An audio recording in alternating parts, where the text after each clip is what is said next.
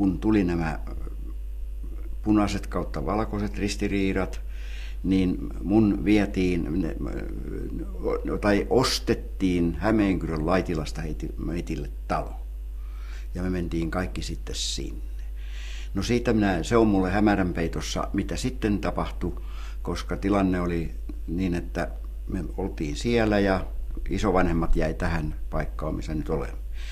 No sitten kuitenkin kävi niin, että jotain oli muuttunut, koska setäni lähti moottoripyörällä hakemaan mun Laitilasta ja ryösti äitiltä.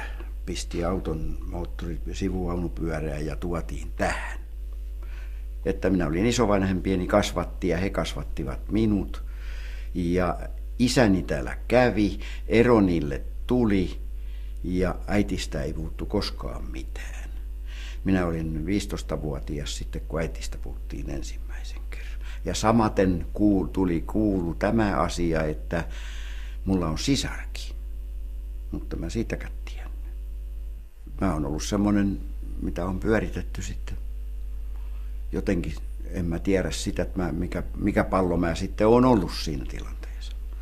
Mutta jos kerran äitin puoli on valkoiset ja minä oon ollut jo kasvattina täällä, niin mua ei ole annettu sitten enää äitille. Siinä oli tämmöinen. Mä oletan, että siinä niin kuin suvut riiteli. Että se oli sukujen riitely sitten täisä. Koska katos, ei 3-vuotias osaa niitä, en mistään muista. Se on ainoa, en mä näitäkään oikein tiennyt ennen kuin sitten kun vaari kuoli ja mummuni kertoi ne.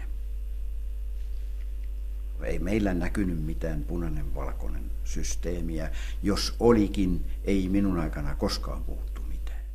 Ja kyllä kuiskuteltiin ja puhuttiin paljon, mutta kun minä astuin keittiöön, niin muut oli asiat. Että tarkasti mun varjeltiin kyllä niistä. Tämmöinen oli tarina.